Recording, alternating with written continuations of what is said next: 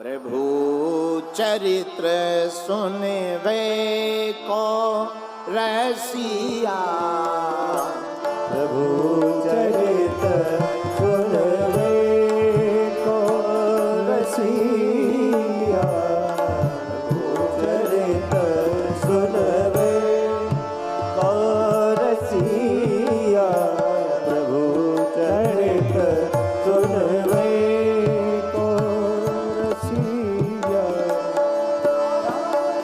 राम लखन सीता मन बसिया, राम लखन सीता मन बसिया, राम लखन सीता मन बसिया, राम लखन सीता मन बसिया।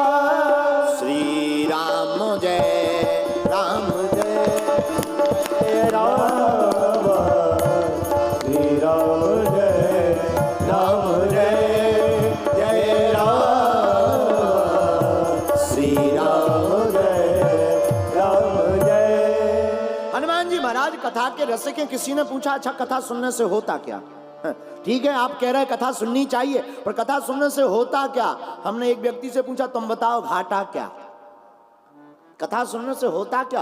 अरे तुम ही बताओ घाटा क्या? भैया कथा जीवन की वृथा मिटा देती है। हाँ। जो कथा में बैठता उसकी वृथा मिट जाती। एक बात और, एक होता चरणामृत, एक होता रसामृत, एक होता दुग्धामृत, लेकिन कथा है कथामृत। चरणामृत को तो मुख से पिया जाता, भगवान की कथा को तो कानों से पिया जाता है। अच्छा महाराज, कथा सुनने से क्या होता? विचारों की शुद्धि। और किसी के विचार सुधर जाए, वो आदमी सुधर जाए। खेल तो पूरा विचारों का ही है, और विचार दिमाग में आते हैं, और दिमाग के से ही जुड़े हुए तार हैं कान, और कानों से ही कथा सुनी जाती। जो जो भगवान की कथा सुनते हैं उनके दिमाग के विचार बदल जाते हैं। जिनके विचार बदल जाते उनकी जिंदगी की दिशा और दशा दोनों सुधर जाती है। इसलिए परवणी के पागलों, हमें जिंदगी में एक घड़ी आधी घड़ी आधी में पुनियाद, तुलसी चर्चा राम की हरहि कोटि अपराध। जो भी माता पिता अपने बच्चों को कथा सुनाने की आदत डलवाते हैं, उनके बालक बड़े होकर के अधिकारी तो बनते ही हैं। जो जैसी पढ़ाई करता वो बनता ही है, लेकिन सबसे बढ़िया इंसान बनता है। और मेरे भारत के लोगों और महाराष्ट्र के लोगों, हमारी हाथ जोड़कर प्रार्थना है, आप अपने बच्चे को खूब अंग्रेजी पढ़ाओ, डीएम बनाओ, तहसीलदार बनाओ, एसडीएम बनाओ, नेता बनाओ, अभिनेता बनाओ। आप जो मन करे, भगवान करे तुम्हारा बेटा और बेटी इतना नाम रोशन करे कि तुम्हारी छाती हमेशा चौड़ी रहे। लेकिन एक प्रार्थना करेंगे, आप अपने बच्चों को खूब पढ़ाओ, खूब बढ़ाओ, खूब स्कूल भेजो, खूब अंग्रेजी पढ़ाओ, लेकिन बच्चों को मनुष्य जरूर बनाना, इंसानियत जरूर सिखाना, संस्कार जरूर देना। क्यों? क्योंकि अंग्रेजी पढ़ाई तो स्कूलों में मिल जाएगी, संस्कार की पढ़ाई तो आपको देनी पड़ेगी। और जो माता पिता अपने बेटा और बेटी की हाथ पकड़कर मंगलवार को मंदिर ले जाते, जो माता पिता अपने बेटा और बेटी का हाथ पकड़कर कथा में ले आते, उनके बेटा और बेटी बुढ़ापे में उन्हें भी भगवान के दर ले जाते।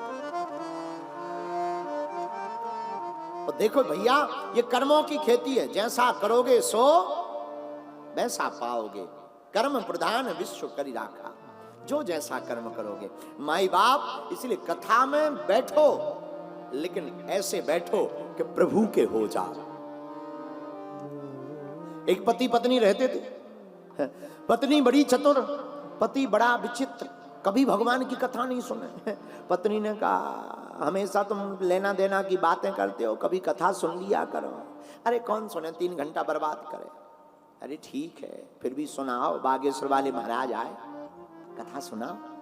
पत्नी ने बार बार कहा। अच्छा, पत्नी का डर तो सबको होता है, पत्नी का डर सबको होता है, होना भी चाहिए, जरूरी भी है।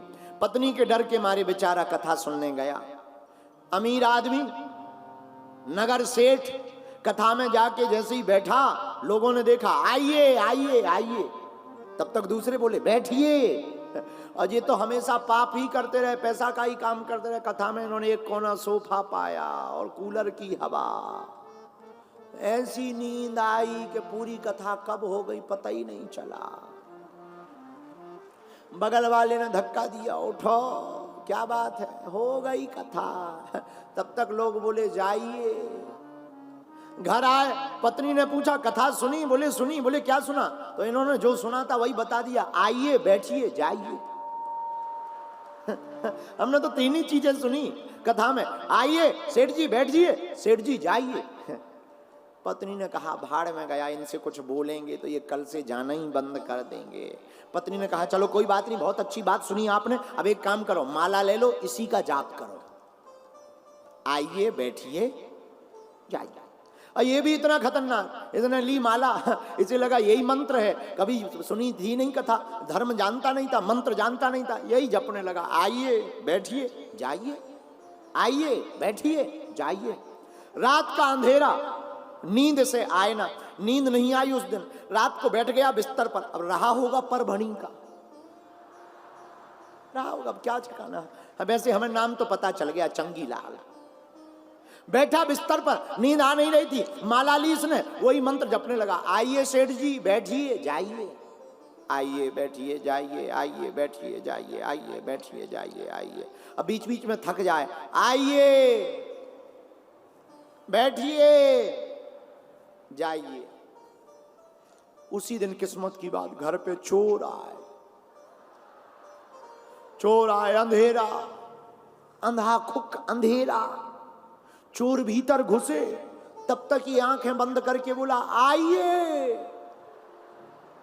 चोरों को लगा पकड़ गए,